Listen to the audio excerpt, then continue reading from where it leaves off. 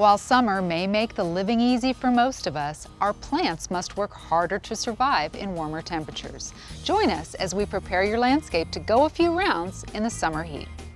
The rule of thumb for summer: patience is a virtue.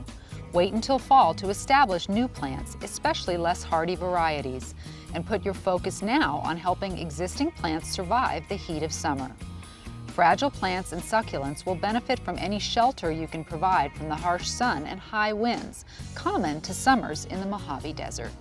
Well, plants in the summer months are going to require a lot more attention, so we want to watch for signs of wilting, sunburn, any yellowing to leaves, and those are indications that they're going to need a little bit more care and protection. Containers are a little bit easier because they can be moved into shadier locations for protection. They can also be nestled into another container to give them a little bit of insulation so that hot sun isn't beating right on the root zone of the plants.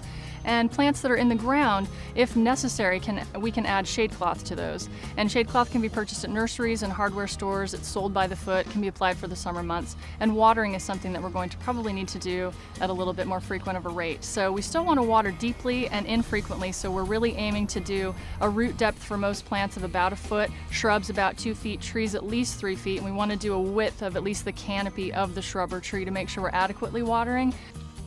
Tuck in your plants under a layer of mulch for another great insulator. Besides acting as a top dressing, mulch helps plants stay healthy by encouraging root development. It serves as a weed barrier while cooling the soil during the hot summer months.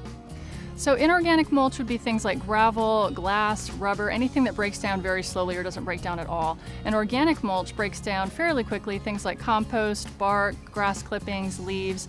But the added bonus of organic mulches is they break down, and as they're breaking down, they add nutrients to the plants and also help to improve the soil texture and quality, as well as moisture retaining abilities of the soil. Another key to plant health is proper watering.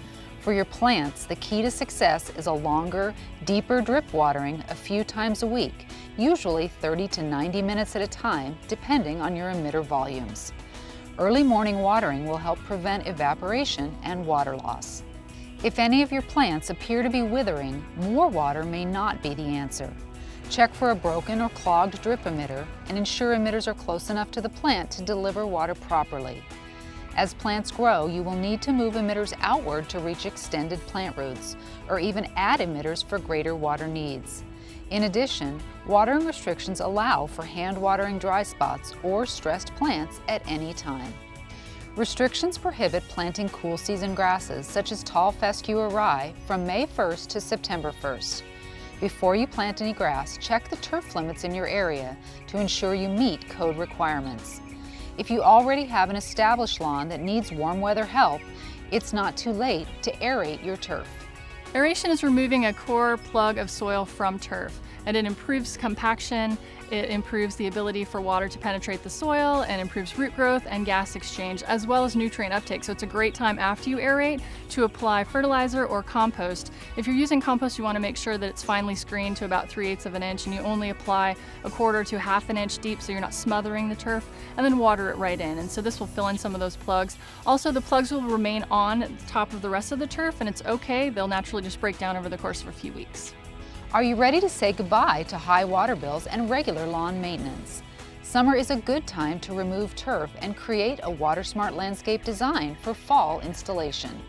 Visit snwa.com for free landscape designs, a list of water-smart contractors, and a searchable plant database, complete with photos and information to help you select water-efficient plants for your new landscape.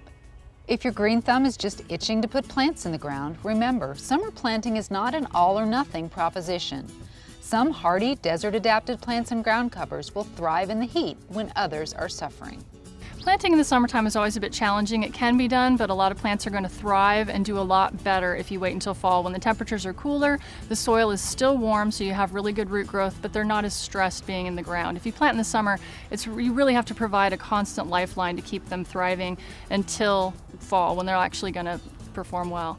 One thing to keep in mind is natives are always going to perform best for us because of course they're naturally adapted to the local conditions. And there are a lot of desert adapted plants that will also do very well in our conditions. But something to keep in mind are a lot of plants that are available out in nurseries and box stores. They don't necessarily always perform well for us in our hottest temperatures and our coldest temperatures. So just bear in mind that some plants that are offered for sale can be treated as annuals or planted in containers and brought in the coldest and the warmest months. Survival is just another great attribute of many water-smart plants. Help your landscape beat the heat and keep your plants and lawn healthy during the desert's toughest season. Reporting for Waterways, I'm Christine Vaughn.